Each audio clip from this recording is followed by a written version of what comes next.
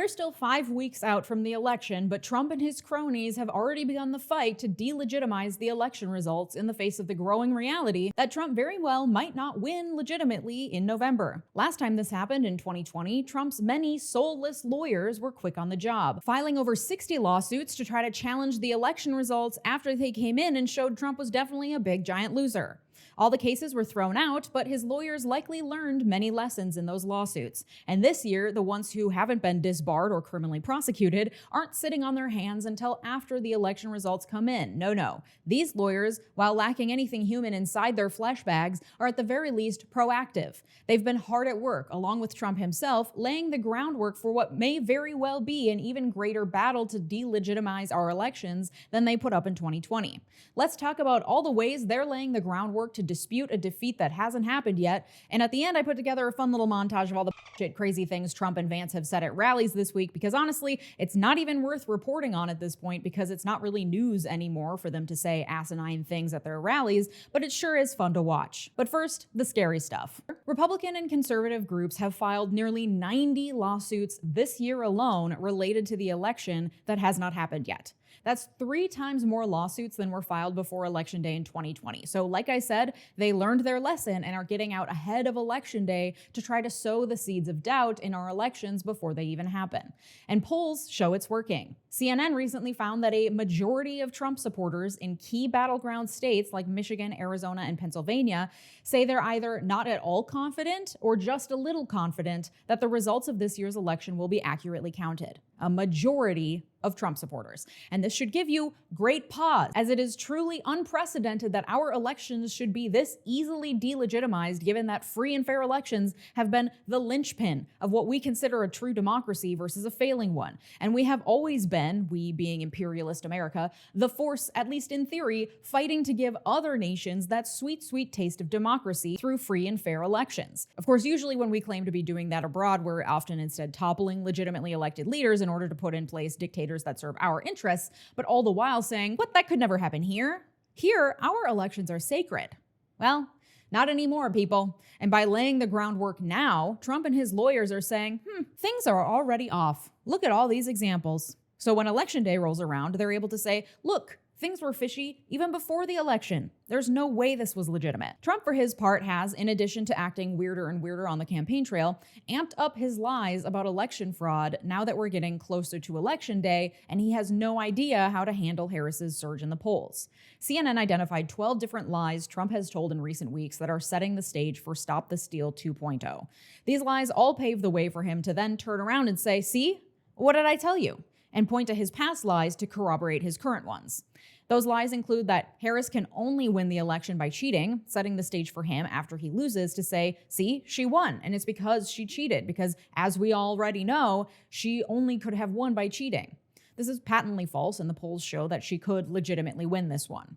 His other lies show the likely legal strategy that will also play out after the election. One is that it was unconstitutional for Democrats to replace Biden with Harris. I already had an episode explaining why that isn't true. That voting by non-citizens is a widespread problem in U.S. elections, despite the fact that there is zero evidence to back up the claim, and repeated studies, including by Republicans' own Heritage Foundation, have failed to turn up evidence of widespread fraud through non-citizen voting. Another lie he's peddling is that the U.S. Postal Service has openly admitted their own operation is a poorly run mess, despite the fact that this never happened, which lays the groundwork for claiming that mail-in ballots were lost or tampered with. He's also claimed that election officials use early voting to commit fraud by taking the votes that have been mailed in and tampering with them. A lot of his lies center around early voting and mail-in voting because during the 2020 election, a lot of Democrats voted by mail because, there was a raging pandemic. And whether or not you believed it was real largely depended on your political affiliation. So for Democrats, the idea of staying home was more attractive. That also meant that if you are dumb and can't understand things very good, as you watched the election results come in 2020, a lot of states had last-minute surges in Democratic votes because the mail-in ballots were still being counted. And instead of looking at all the facts and the most reasonable explanations, Trump, his followers, and the conspiracy theorists on the internet saw that and said, my God, they've been tampered with. There's no way. What? Ow! And so to keep the elaborate lie alive, even now that people are more likely to vote in person because the pandemic has subsided, Trump has had to continue to peddle the lie that mail-in voting somehow opens the door to greater fraud, despite the fact that there is zero evidence that that is the case. But Trump's lies, though a key ingredient in the overall movement to overthrow the election results if he doesn't win in November, are just part of the overall Republican strategy. The other part is lawsuits. Lots and lots of lawsuits. And their strategy is clear simply by looking at where these lawsuits are being filed. They are concentrated in key swing states, the ones we talked about last week. And not only that, but in key counties in key swing states where the race is likely to be determined. Because thanks to our outdated electoral college system, a system that no other country uses to determine their leader, most other democracies have come up with much better solutions in the 250 years since the guys who wrote our Constitution came up with this brilliant system. Thanks to the Electoral College, we have to be thinking about Butler County, Pennsylvania, which, frankly, what's happening in a random county in Pennsylvania should be none of my business. But no, we have to pay attention to that now, because the winner-take-all system, where a state gives all electors to whichever candidate wins the most, means that many states pretty predictably vote one way or the other, or have too few electors to matter, so swing states become the focus. But even within the swing states, most counties vote pretty predictably, so it's down to, as one meme recently put it, the 20,000 dumbest people in Pennsylvania to determine the outcome of the race that affects 330 million people, plus, the entire world. Like, I'm sorry, but if you think that this is what the founders wanted, that's an insult to the founders, because that means that they were f***ing stupid. But it doesn't have to be like this. Nebraska and Maine dole out their electors proportionate to who wins. And in Maine, who wins is determined by runoff elections. That was all done at the state level. More proof that if you want more than two parties to have a shot at national elections, voting for Jill Stein this year is not the way to do it. Organize at the state level to get non-winner-take-all voting systems put in place and to push to apportion electors based on voting percentages. That's how you make elections more fair, not voting for Jill Stein. Oh my God, I'm going to flip this table. But I digress. We already talked about how in Georgia, they passed a rule saying the ballots all have to be counted by hand there. Yikes. In Montgomery County, Pennsylvania, the Republican Party is trying to also force local officials to count ballots by hand. As I've already said, this is a stupid plan because it will take days, weeks, or even months to accurately count. Humans are bad at accurately counting. It just opens the door to discrepancies due to human error, which election deniers can then point to as proof of fraud, when in reality, it's simply proof of how stupid these Republicans are. And we literally already have practices in place that involve hand counting a random selection of ballots after initial results are reported to confirm that the machine tallies are accurate. It's not as if prior to 2020, our elections were run willy-nilly on big giant machines and election officials everywhere were like, gee, mister, must be right because the big God computer told us so. So these measures are unnecessarily complicating the election process, which will give more opportunities for people to abuse the system and claim fraud is afoot. Not that they aren't already doing that. The Republican National Committee filed a case in Nevada this month that incorrectly claims 4,000 non-citizens voted in Nevada in 2020. It's a claim that's already been debunked, but that doesn't matter to the RNC's lawyers, who are willing to put their law licenses on the line to file frivolous lawsuits based on nothing, which is against the ethics code we are bound to by our licenses to follow and could be grounds for removal. But the fact that Rudy Giuliani just lost his law license in DC should be evidence enough for you that it is actually criminally difficult to get someone disbarred. So these lawyers know that while they'll likely receive a reprimand from the judge with whom they file these frivolous lawsuits, there won't be any real penalties beyond a slap on the wrist. And because, like I said, they are soulless ghouls inside a fleshy, earthly prison with no heart or soul to speak of, that's fine by them. Because the thing with all of this big lie, stop the steal garbage is that conservative lawyers know that it is impossible to prove a negative, to prove that something is not happening. It's playing whack-a-mole with conspiracy theorists. They can come up with a new theory as to how the election was rigged, then Democrats and leftists and anyone left with a couple brain cells to rub together have to all then run around in circles finding evidence to prove that something didn't happen, which generally is not very convincing evidence because, quite necessarily, the evidence to prove something didn't happen is literally nothing. We looked and we found nothing. over and over and over again. Meanwhile, conspiracy theorists can point at tiny things that seem like discrepancy, and then the human brain does the rest of the work because we love finding patterns and recognizing familiar things where they do not exist. Like when you look at a cloud and see a bunny. I see how you got there, but those are actually water droplets floating in the sky. But a 5-year-old will think, no, there's literally a bunny in the sky because I see it. And then trying to prove to a 5-year-old that there is no bunny in the sky is impossible, because how could you know? Maybe there's a literal bunny in the sky over Hong Kong. How could you prove that that's never ever happened, that there would be a bunny in the sky? That's what we're dealing with here, except instead of innocent 5-year-olds who are dumb because they haven't had time to get smart yet, you're dealing with like 45-year-olds who should know better but somehow don't, either because our educational system failed them or they're willfully ignorant of how the world works. So when some random person on the internet says, here's a list of 500,000 dead illegal immigrants who voted in 2020, and it's just an Excel spreadsheet they made up, those same 45-year-olds don't do the basic work of stopping to think, where did this Excel sheet come from? And do I trust the source? Instead, that becomes definitive evidence of fraud that people have to then prove isn't true. And once someone believes a conspiracy, especially when a whole group of people believe, studies show it becomes nearly impossible to convince anyone otherwise. And so you have an insurrection at the Capitol, and a shocking percentage of the voting public who think Trump is still legitimately the actual president of the United States, in which case shouldn't he not run this year? I mean, he's had his 8 years.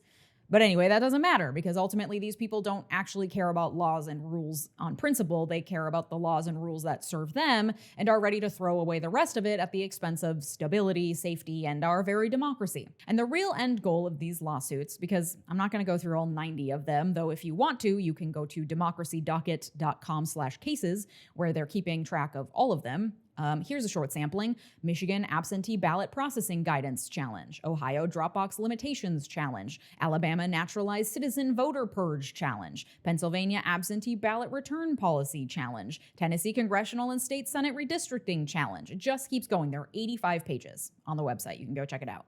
The ultimate aim of all these cases is to remove as many people from voter rolls as possible, especially Democrats. The lawsuits seek purges of voter rolls, challenge executive orders that have expanded ballot access, give election officials the right to refuse to certify the election results, like the rules passed recently in Georgia, and they're attempting to create stricter laws around voting by mail, which Trump has called cheating, despite the fact that Republican organizers are still trying to get as many Republicans signed up to vote by mail as possible.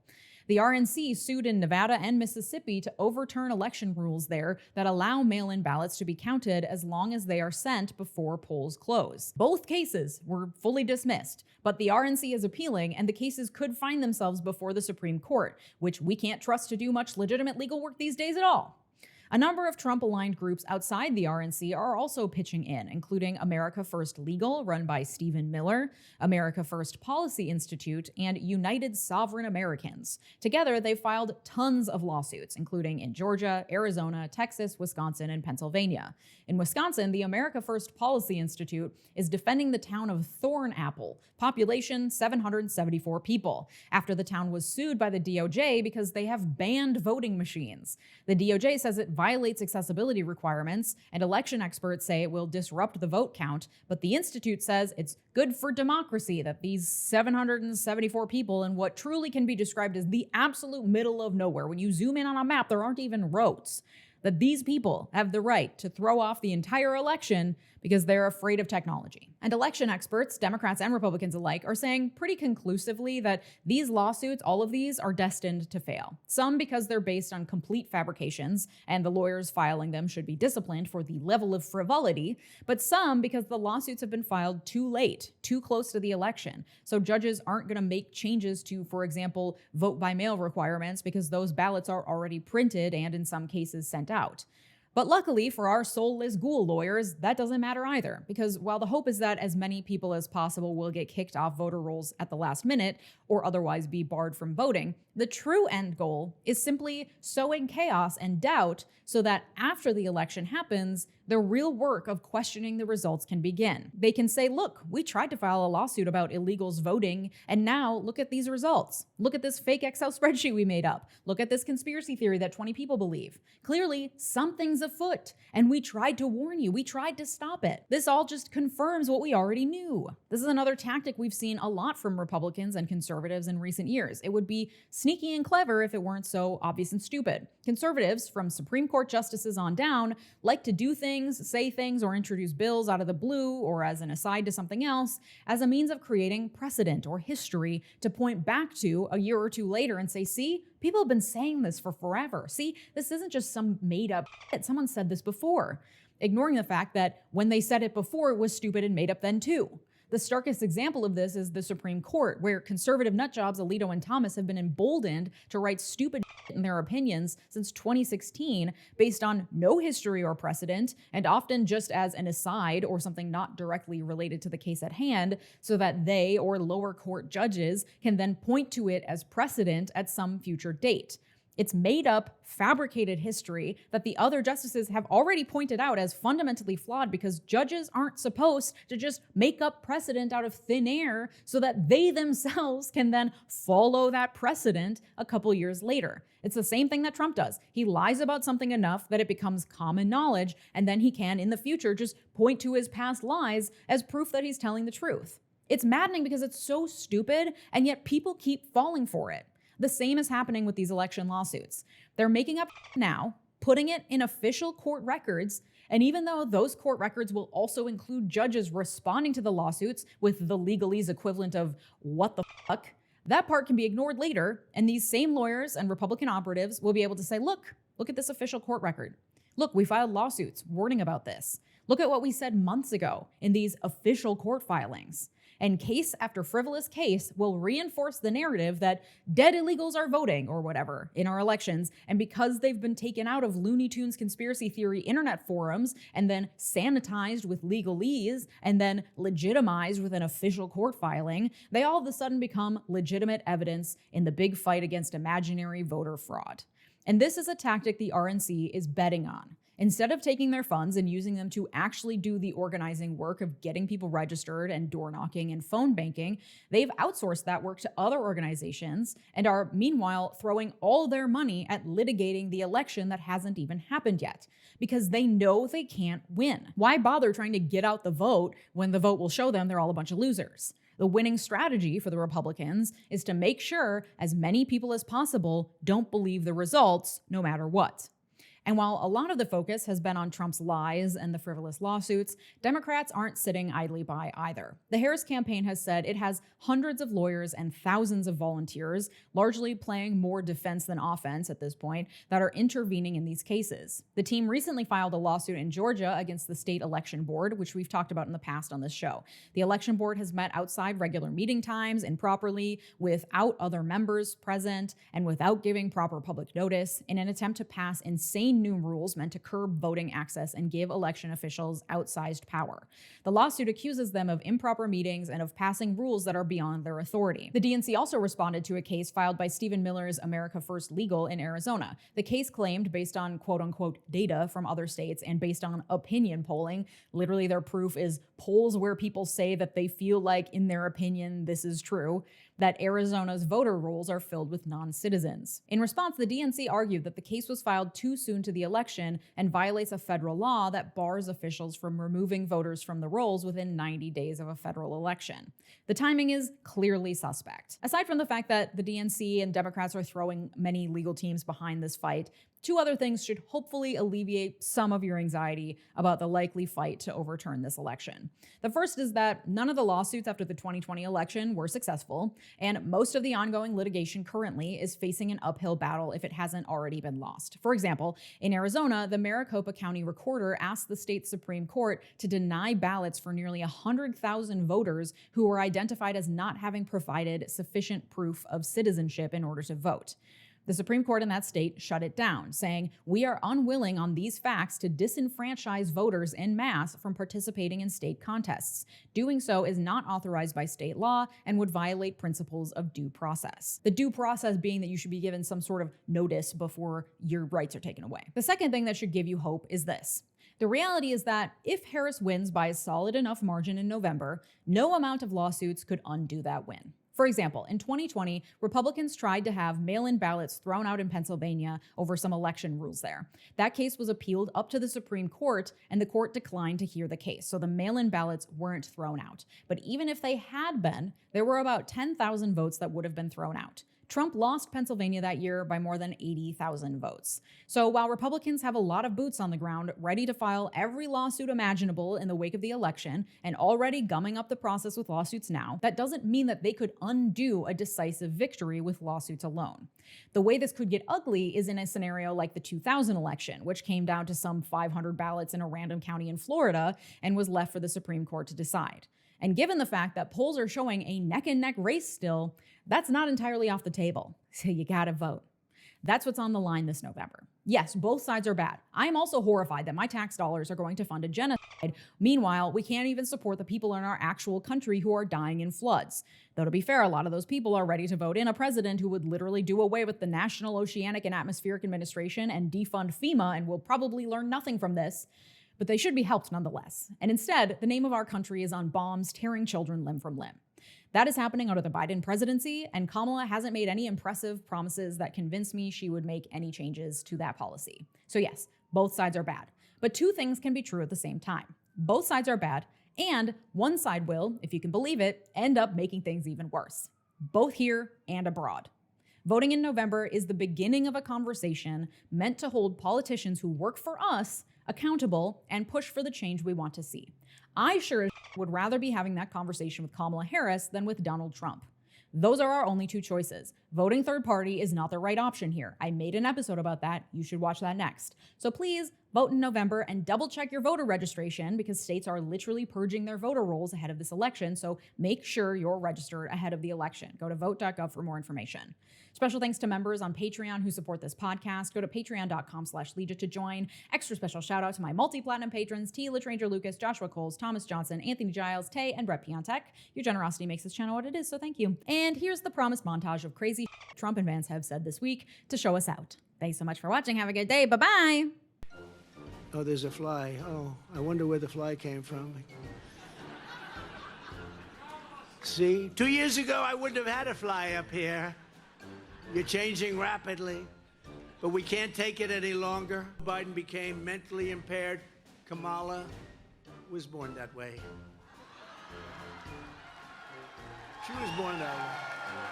And if you think about it, only a mentally disabled person could have allowed this to happen to our country. I could have been sunbathing on the beach. You have never seen a body so beautiful. Much better than Sleepy Joe. We have to let the police do their job. And if they have to be extraordinarily rough, you know, if you had one day, like one real rough, nasty day, one rough hour, and I mean real rough, the word will get out and it will end immediately.